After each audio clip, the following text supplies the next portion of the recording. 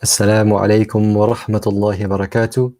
Welcome everyone to our weekly Sofa Online halaqah on the beginning of guidance or Bidayatul Hidayah of Imam Al-Ghazali. Now today it will be hosted by myself, Rusydi, and my friend and colleague, Brother Amer, and we'll be running our usual revision session. Now these revision sessions happen after every 4 or 5 classes, where we take a moment as students to look back on what's been taught by our executive Imam Al-Ghazali and digest and reflect on our own personal reflections and stories and anecdotes with regards to what we learned from Imam Al-Ghazali's book. For those who it's their first time here, the book, the beginning of guidance by Imam Al-Ghazali is like a doorway, an introduction for all people to, as the title says, to guidance, to understanding and nearness to Allah. And he does so in 3 parts of the book. In the first part, he talks about the outward actions, our prayer and our wudu and ablution and all these outer actions and what we should be thinking about whilst we're doing them. And then he proceeds on the next part to talk about the sins which we should avoid, the outward sins of our limbs and our body, and then the inward sins of our heart.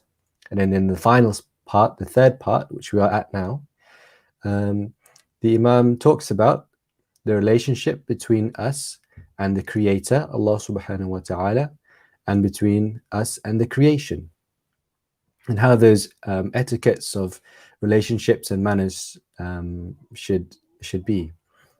So tonight, inshallah, we'll be revising some of the parts from the beginning of part 3, the etiquette of companionship with the Creator and the creation. So as is customary, I'll ask Brother Amer to begin the night with some qasidas and Quran, inshallah.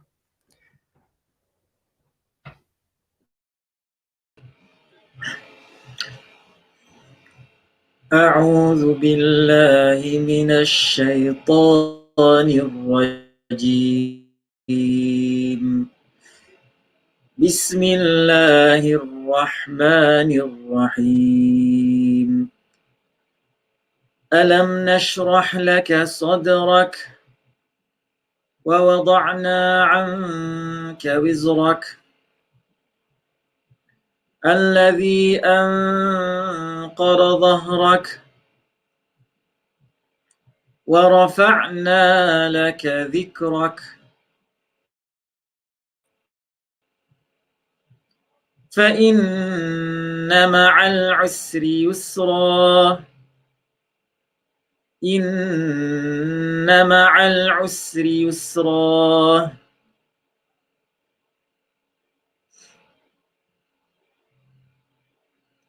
فإن مع العسر يسرا إن مع العسر يسرا فإذا فرغت فانصب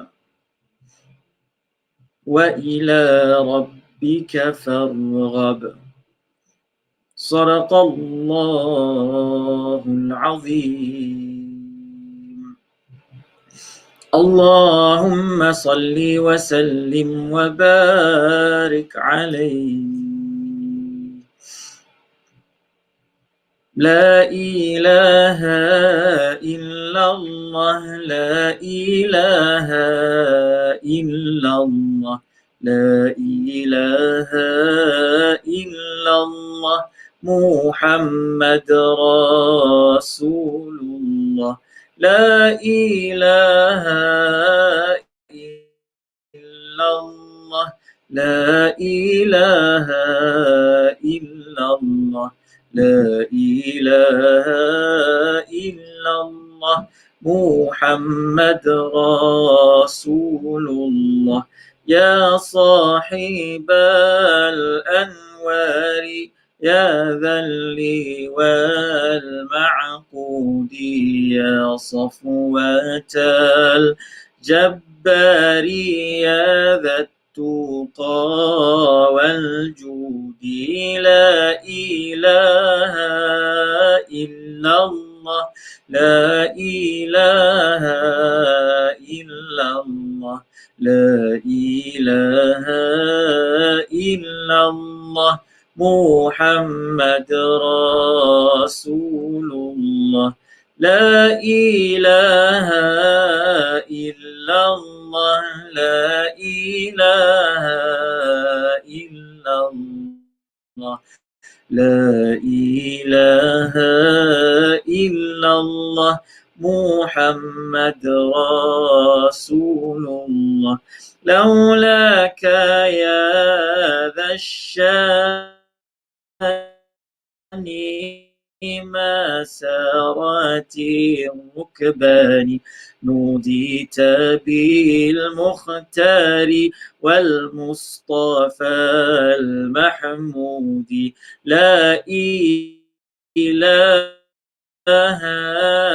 إلا الله لا إله إلا الله لا إله إلا الله محمد رسول الله لا إله إلا الله لا إله إلا الله لا إله إلا الله محمد رسول الله طابت بك الأوقات يا من أتى رحمتي يا سيد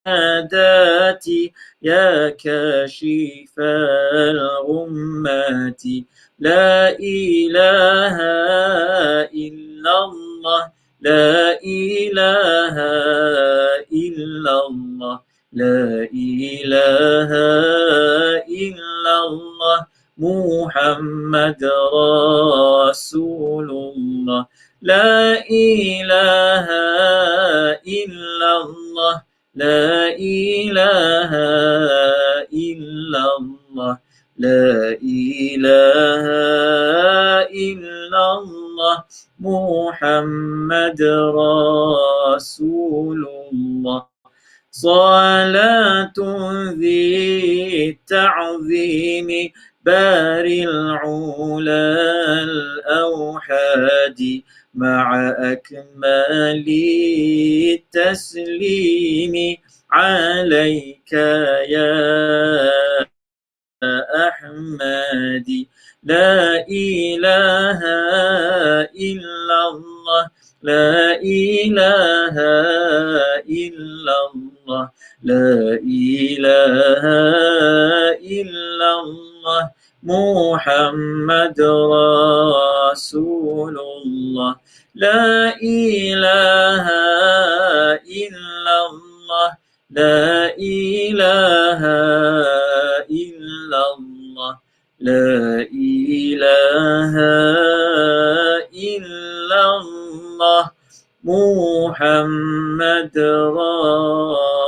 رسول الله اللهم صل وسلم وبارك عليه اللهم صل وسلم وبارك عليه وعلى آله. Jazakallah khair, Amer. Thank you very much for reciting the beautiful qasida in Quran there.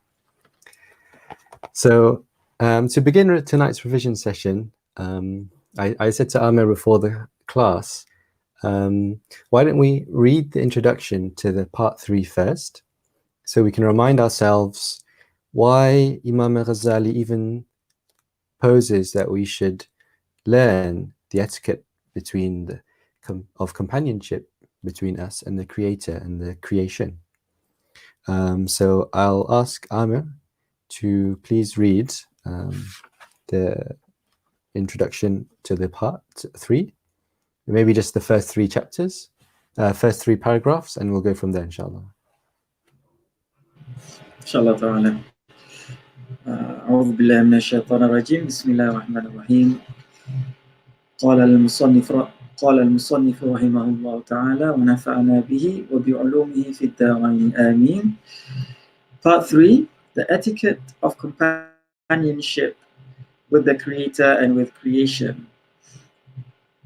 Know that your companion, the one who never parts from you, whether you are at home or you are traveling, whether you are asleep or awake, and indeed in your life and at your death, is none other than your Lord, your protector, your master, and your creator.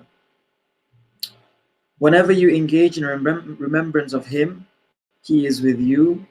As Allah Most High says, I am the companion of the one who engages in remembrance of me. Taken from Shu'ab al-Iman. And whenever your heart breaks with sorrow over your shortcomings in fulfilling the rights of your Lord, indeed, He is your friend and constant companion. And as your Lord Most High says, I am with those whose hearts are broken for my sake. Taken from Hilyatul Awliya. If you knew Him truly as he should be known, you would take Him as your companion and leave people aside.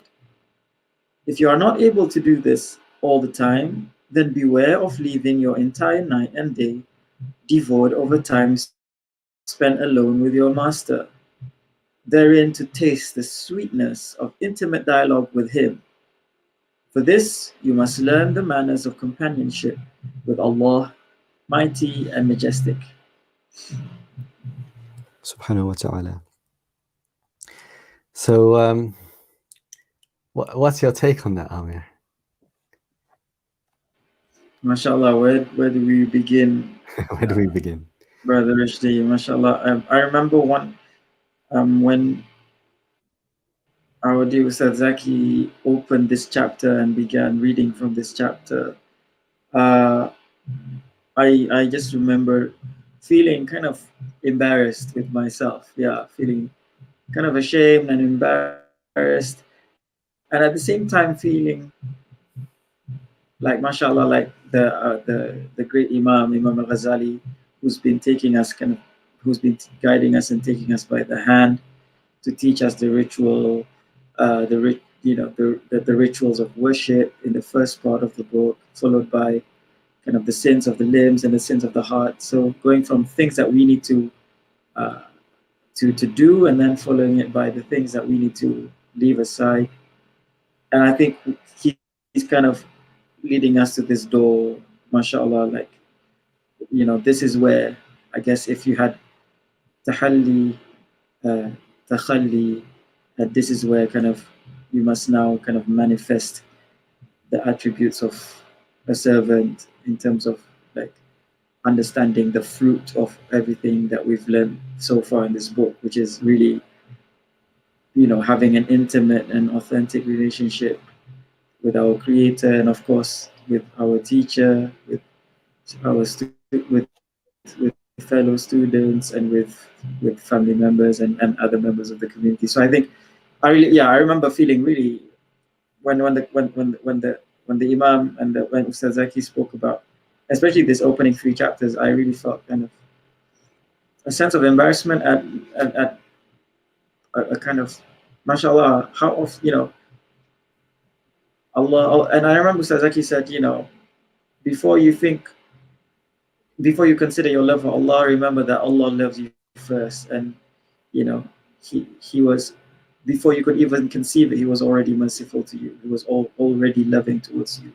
He'd already taken that first step in terms of providing you with everything that you have and nurturing you. So I really felt a longing and a sense of shame at not really, mashallah, how often I forget, right, to cultivate. Sometimes in parts of the day, there's times when I'm heedless of cultivating that relationship with Allah subhanahu wa ta'ala. So it was a really profound reminder for me when we arrived at this chapter. Yeah. MashaAllah, MashaAllah. How was it for you, Habib? How's it when?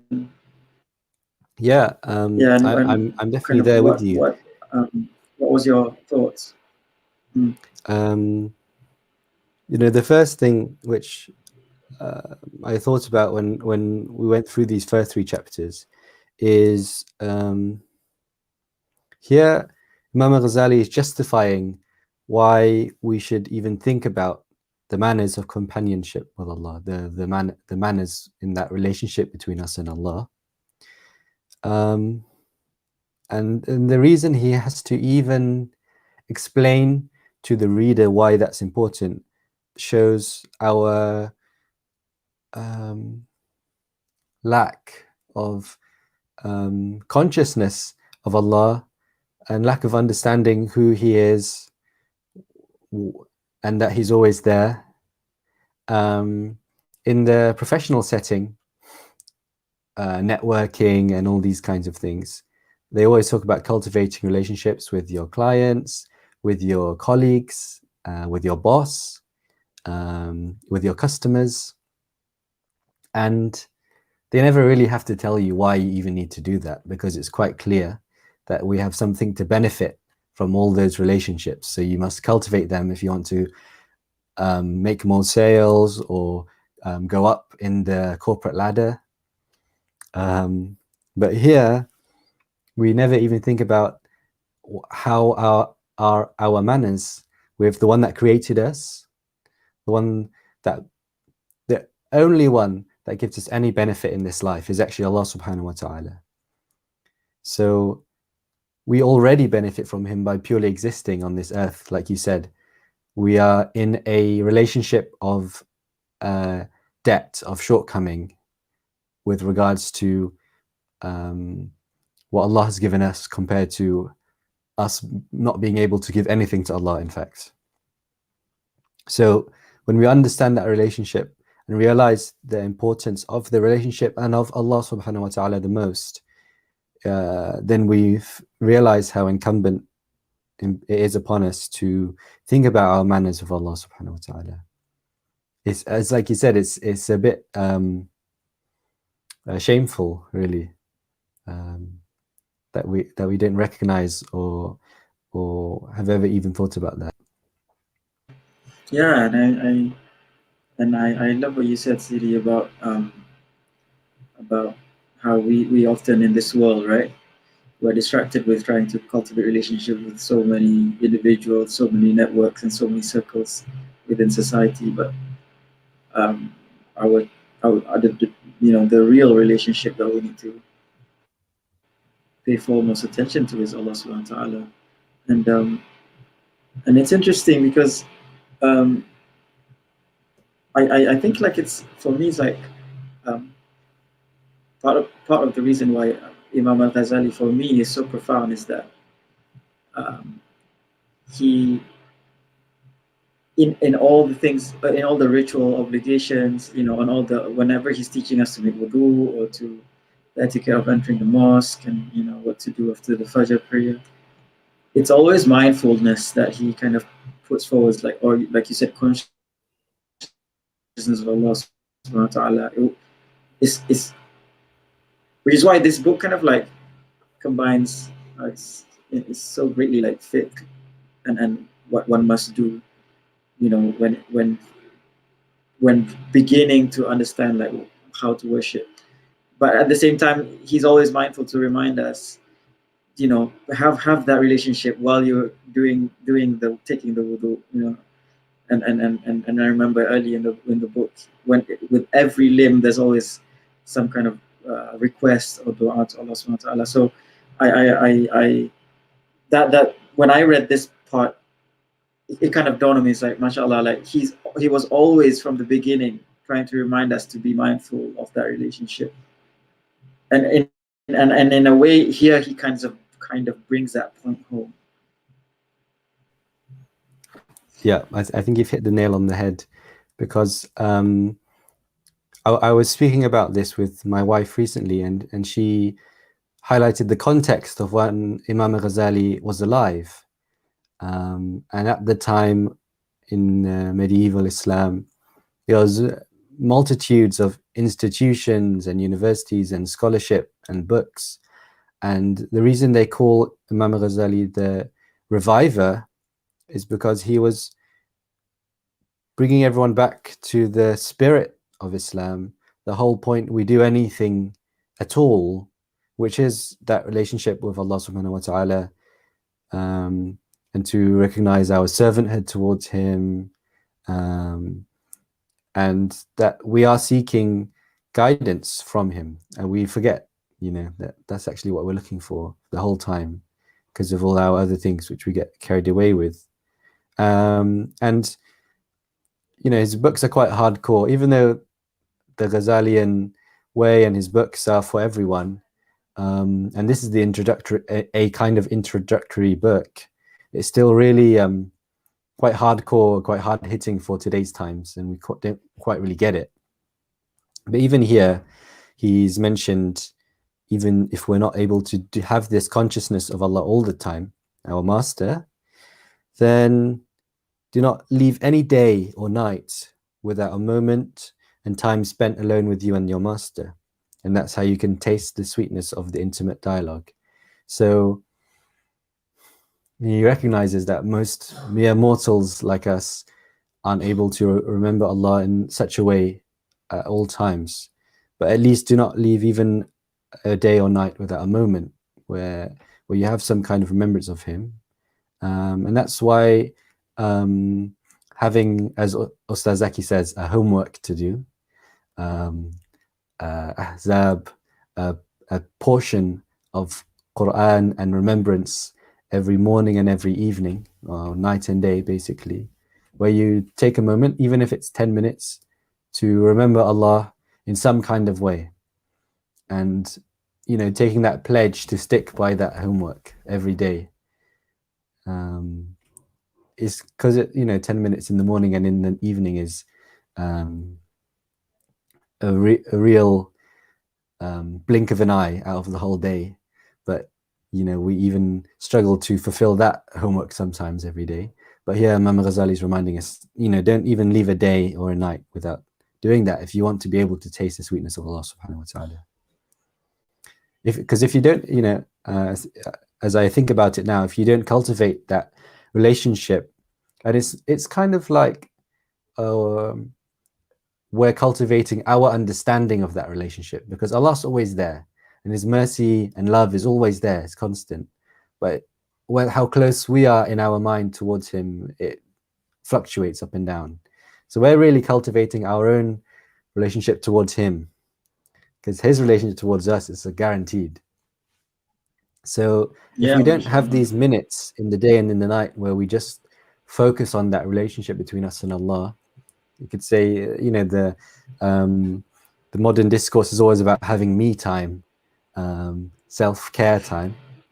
But this is, you know, this is the real self-care time, which is self-caring, repairing, remembering that relationship between us and Allah, and building something. Because if we don't build that, then all the other actions we do throughout the day of salah and wudu particularly,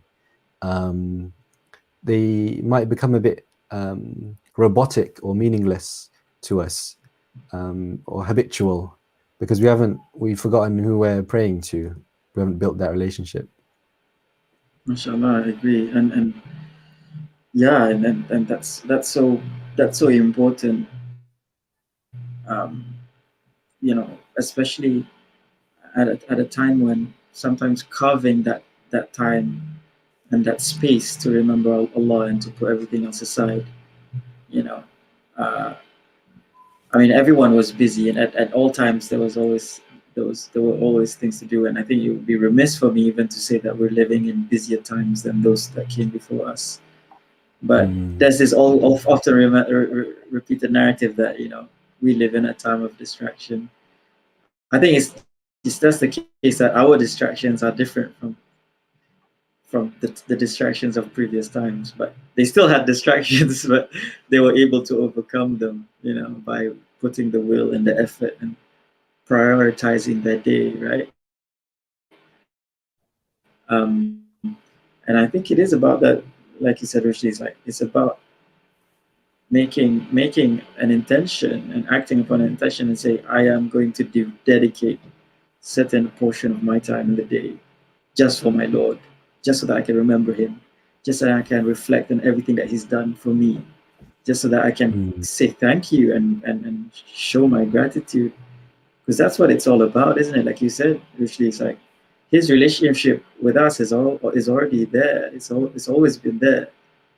We just need to be mindful and to show thanks, right? So, mashallah, I think these reminders are timely, really, really timely. Inshallah. Okay, inshallah. Let's continue. If you please, could you read to the end of the introduction, inshallah? Sure. So, the manners of this company are keeping the eyes downcast, full concentration, remaining silent, stillness of the limbs, hastening to fulfill his command, avoiding prohibited things, minimal objection to what he decrees for you, constant remembrance of him, persevering in contemplation, giving preference to the truth, i.e. Allah subhanahu wa ta'ala, by turning to him over all else, despairing of created beings, humility with extreme reverence before Allah's majesty, a feeling of brokenness coupled with modesty, peace of mind without resorting to any strategy for earning livelihood by having confidence in the guarantee of Allah, and complete trust in the grace of Allah, mighty and majestic, knowing with certainty that the best choice will always be the one He makes. These etiquette, all of them, should constitute your distinguishing emblem in all your nights and days. They are the spiritual courtesies of companionship with a friend who never leaves your side, even as every one of creation will part company with you at one time or another. Mashallah. MashaAllah. There's a lot summarized there in that list. Where should we begin in that list? What do you remember from Ustaz Zaki's first session? Yeah, I remember reading this paragraph and thinking, and I was trying to remember what Ustaz Zaki mentioned about this paragraph, and it took me quite a while, but I remember one particular thing that Ustaz said. He said, you might feel a little bit surprised because in previous chapters, especially when it comes to sins of the heart and sins of the limbs, especially sins of the heart, actually, when the Imam talks about showing off and self-conceit, the Imam warns us about showing or appearing to be religious and appearing to be in a state where we are visibly fasting and we look visibly disheveled so that people may think that we're pious. And now the Imam suddenly says, have these attributes, remain silent, be still with your limbs. So these are visible qualities, not just internal qualities, but visible qualities. So I remember Ustad said, that's part of the Imam's methodology, right? He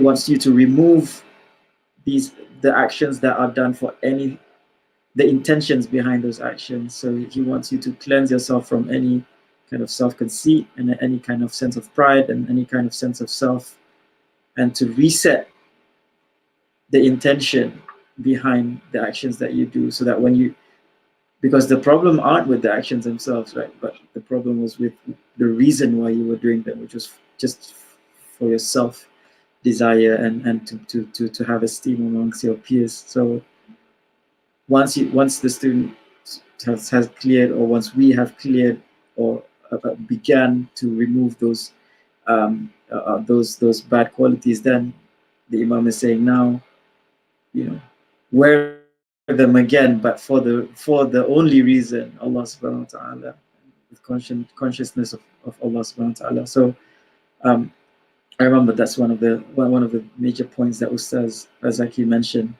Um, that made me realize, mashallah, it is a system, it is a methodology.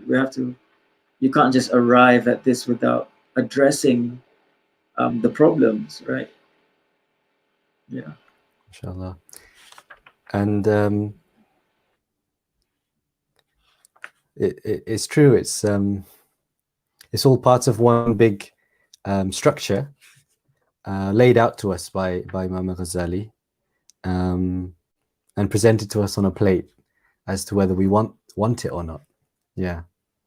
And what's beautiful also about this list is it's actually quite a good description of a good salah, a good prayer. So, Mashallah. you know, keeping the limbs still, looking down, remaining silent, doing what's been commanded. So if you actually pray salah, for example, night prayer or salah duha in the morning, it's a great way to have this, to follow, to show these manners towards Allah in these special moments where you have just with Him subhanahu wa ta'ala. Because if Imam Al-Ghazali says in the paragraph before, if you cannot do this all times, then do not leave a day or a night without a time spent alone with your master, then this highlights the importance of also of your supererogatory, your nawafil or extra prayers, whether they be before and after your fard prayers or in the morning duha or in the night. They're like a moment where you fully embody these manners with Allah, which we can't usually do in our day-to-day matters. And then in those moments where you feel broken in front of Allah, and you know, when you're praying to Allah, you're not really thinking about how you're going to earn your livelihood, because you're praying to the one that provides you with your livelihood. Maybe you're in a difficult financial situation, and so you turn to prayer. So when you're in that prayer, you're already showing and fulfilling all the manners towards Allah subhanahu wa ta'ala. And it's through these kind of supercharged moments that we kind of build that companionship with Allah, because it's not going to happen overnight. And the whole purpose of this is to create a sustainable, consistent relationship with Allah, so that our state is always in that certain, you know, obviously sometimes we're praying and reading Quran, other times we're shopping, we're with our family and friends. But our remembrance of Allah as we improve our relationship always is at a level. And as we do more and more to build that relationship with Him in our private time, that level gets higher, that passive level. So even if you're shopping or with your friends and family, your remembrance of Allah is still there at some certain level. And the more you cultivate that companionship with Him through these moments where we embody all these manners, that level goes higher. Yeah, that's beautiful, mashallah. And so a phrase comes to mind, right? This idea of like being alone in the crowd. So I guess that this idea of like, even when you're shopping at Tesco's and, you know, buying nappies for your baby, or, you know, stuck in the tube in the hustle and bustle of the daily commute, which as we return to kind of normalcy, is becoming maybe something that people are experiencing again, like to have that solitude with Allah subhanahu wa ta'ala, even within the crowd, right? And I think you're absolutely right, Rushdi. It's these moments, especially when cultivated in salah, in prayer, in the ritual prayer, is gonna be that kind of that crucible, that training ground.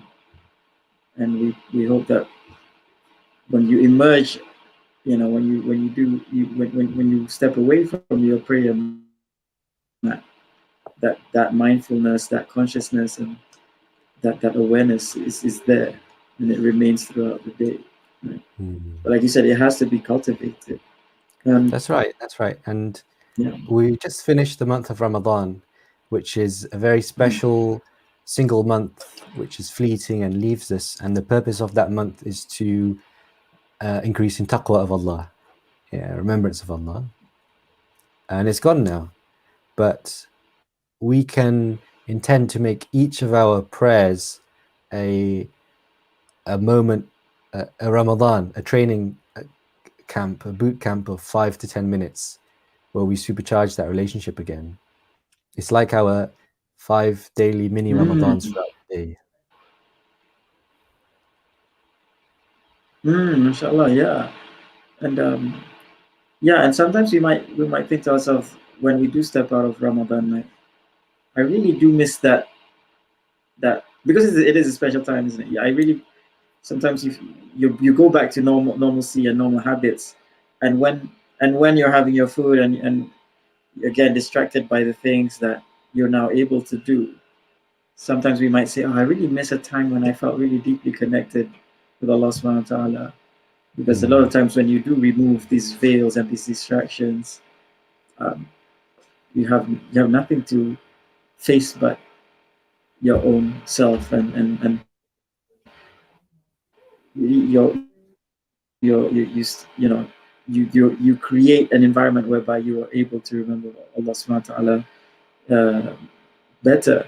So I think that's great advice, Rushdi. Like, how can we bring the spirit and the environment of Ramadan in situations after Ramadan? Obviously, fasting, the the the sunnah fasts are a great way of doing this. But also, like you said, taking moments of the day. Um, I feel like one of the things we've tried to do is, because it's often easy to well, after Ramadan, and this is speaking for me, like,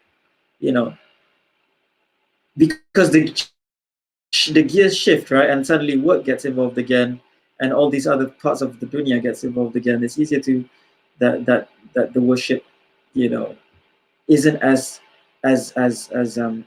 full on and as supercharged as it was during Ramadan. So what we're trying to do is, like, okay, can we like do a test, and can we try and like literally slow down, like make an intention to slow down our salah, like take time, and sure, there'll be thoughts that come in and out, but like that's where that practice happens, right? That's where we hope that we can cultivate like that kind of awareness of Allah subhanahu wa ta'ala. So one of the things I'm trying to do is, and may Allah give me tawfiq and help me in it, is to slow down. I mean, Like when I do any ibadah for that matter, is just to slow down and to take my time. Yeah. mashallah. And is that something you're trying post Ramadan to try keep that spark going? Yeah, we put the phones aside and like like no work alarms, no. I'm not saying like skip your meetings, but like you literally have to carve a space, right? You have to like literally carve a space and tell yourself, I'm gonna really take it slow. Oh, no more like 10-second raka'ah. Like literally, like I take every movement slowly, and alhamdulillah, it's by the grace of Allah, it's been really beneficial, because it's with anything, right? Sometimes you can't really taste the sweetness of anything if you just gulp it down. You have to really savor it. So Mashallah. I think that's something that's really benefited myself, Mashallah. and Sarah. May Allah make it easy for you to do that all the time. And may Allah give you that feeling even when you only have a few minutes to do your prayer. Exactly. Because there will be there must be a point where the length no longer becomes means, right? Inshallah, make dua that I can have quality remembrance, whether it's a short amount of time or a long amount of time. I mean, all of us. I mean, I mean, okay. So we only have around 10 minutes left of the segment. So what we'll do is we'll briefly mention a few sentences about the paragraph on the etiquette of the scholar, and then we'll finish the session on the etiquette of the student, which is our position, most of us.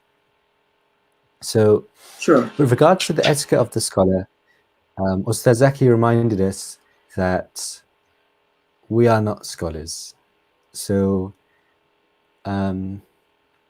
it doesn't necessarily apply to us, or we don't think ourselves as scholars. And similarly, we also do not think about this list when we are learning from our teachers. We do not apply this list as a checklist onto them to catch them out. That's not the purpose of this list. However, there are moments when we are a teacher when we're sharing knowledge with our friends and our families, or if someone asks us a question regarding the faith, then in that moment these etiquettes would apply to us. And there's a few key ones in the paragraph. Maybe we can highlight one highlight each. If I was to go first,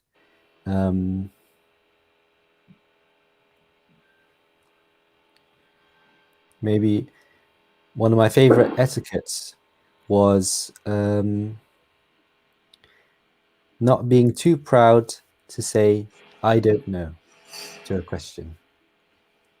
You took exactly the same one. Mashallah. Mashallah. Okay, go ahead and tell me why that's your favorite highlight from the paragraph. No, I think that's so important. I think because I think even as students and as common individuals wanting to share knowledge with our family members, it's often we can get trapped in the desire to show that we're knowledgeable even when our knowledge is lacking, right? So I think it's such an important thing to constantly remember. And I think it's applicable to everybody. Sometimes we hit a limit to our knowledge, and there's a tendency, and Allah protect us from this, of course, is to try and like stretch what we know, or to add on top of what we know, not really verifying what not first saying, hold on, I don't actually know this. I need to ask my teacher, and I need to confirm my own knowledge, right? So it's just for me, it's really important to remember that, like, when I'm sharing any kind of thing with my families or friends, like, if you don't know, say you don't know. It's better for you and for the one you're sharing the knowledge with, right? For sure, 100% for sure. I agree. We live in a time when I don't know what it was before. We didn't live then, but I feel like now, especially, there's a lot of talk online. Especially, there's a lot of people sharing their own opinions and answers on questions maybe they shouldn't be answering. And I think no information is better than misinformation. Like you said, you create a whole lot more troubles when you've told someone the wrong thing or the right thing worded or conveyed in the wrong way. You cause a lot more harm than not having an answer. Yeah, mashallah. Yeah, it can lead to misguidance, right? So yeah, absolutely. For sure. And the other reason for me why I liked one of the etiquettes is to say not to be too proud to say I don't know. Also, is you can question yourself as to why are you answering the question. If you are answering a question in any context in order to bolster your own ego, to assert your knowledge and level with everyone who can hear, or are you answering the question to genuinely help that person understand something better, increase them in nearness to Allah, help them with a situation? And if it's the former, then you shouldn't be answering, and you should say, I don't know, in that moment. There's no benefit of you answering them. Inshallah. Yeah, that's so important to remember. And sometimes, and I guess this is tied to my to this, to the whole idea of remembrance of Allah, right? So if we cultivate that relationship of constantly being mindful of Allah subhanahu wa ta'ala, hopefully it allows us to catch those moments before we become trigger happy and just want to answer straight away. Because it can become to a point where, first, it can become a point of not only habit but kind of addiction. For sure. I want to be the one that answers everything. So I also have one more, Rushdi, here. Preventing the student from learning any branch of knowledge that will harm him. And this is coupled with deterring the student from desiring in his pursuit of useful knowledge anything other than the countenance of Allah Most High. And Ustaz Zaki always reminds us of this, right, in every class. Like, keep your intentions secure and only for Allah Subhanahu wa Taala, and it's especially relevant for us because we're here sharing knowledge taught by our ustaz to those of you who are watching. So for me, that's something that I have to keep in mind every time I'm in a live setting such as this. Like, Amer, remember, like, don't ever lose that intention. Yeah, and I think that's such an important reminder from the Imam. For sure, mashallah. And I think that's why through Osazaki's leadership of our institution, which was founded by Sheikh Fuad, he's decided to focus our institution here in the UK completely on obligatory knowledge, on Fardu Ain knowledge and Fardu Kifaya, community obligation knowledge, because just like taught in that sentence, he's reminding all of us what comes first and what to strengthen first, because otherwise nothing else matters if that foundation's not there. 100%, absolutely.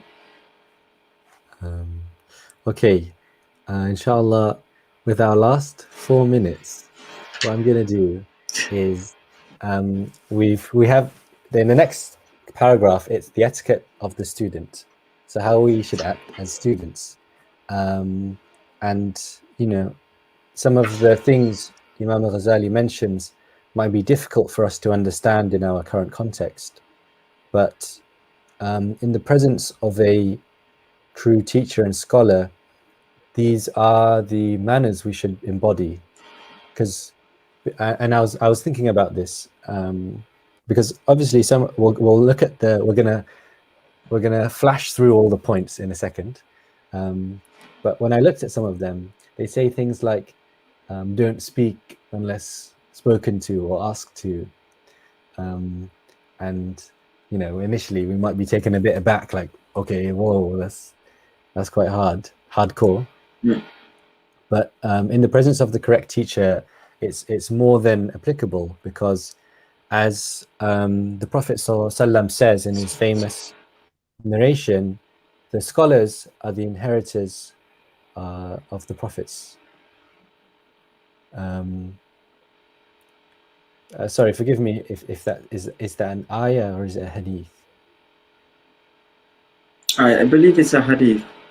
Okay, yeah. Forgive us if we're incorrect, but but this famous statement, as we said, says scholars are the inheritors of the prophets, and that puts them on a station as our direct link towards the prophets, and may Allah be pleased with them all, and towards Allah subhanahu wa ta'ala.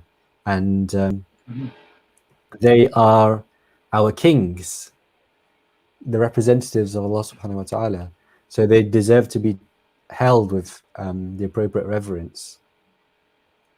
And obviously this doesn't apply in all contexts and situations, and it should be taken with wisdom, because in the modern times where we have all sorts of teachers and scholars and people who pose as such figures in the community, these manners can lead to different forms of kind of spiritual abuse in the community. So they should all be taken with wisdom and only applied to the correct teachers and everything. But anyway, we will proceed to share them.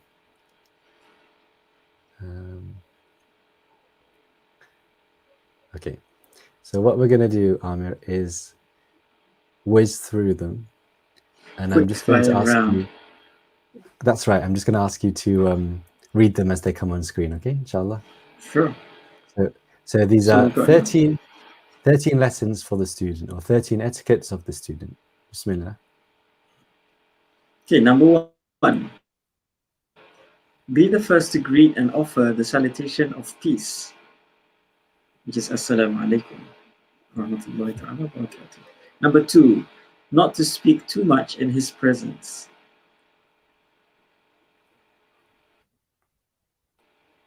And then number 3, not to speak unless asked something by the teacher. Number 4, not to ask questions without first seeking permission. Number 5, not to say in contradiction to what he said, so-and-so says something different to what you say. Number 6, not to point out something contrary to his opinion, thinking himself more learned than the teacher. Number 7, not to whisper to another student in the gathering. Number 8, not to look around, rather to sit with good manners, eyes downcast as if in ritual prayer. Number 9, not to burden the teacher with questions when they are tired or weary. Number 10, to stand when they stand, out of respect. Number 11, not to follow the teacher from the gathering, asking them questions on the way home until they reach there and grant permission.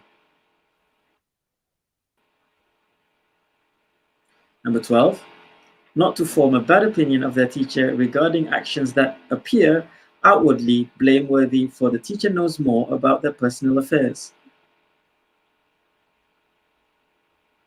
Number 3, to remember the lesson from the story of Musa alayhi salam and Khidir alayhi salam.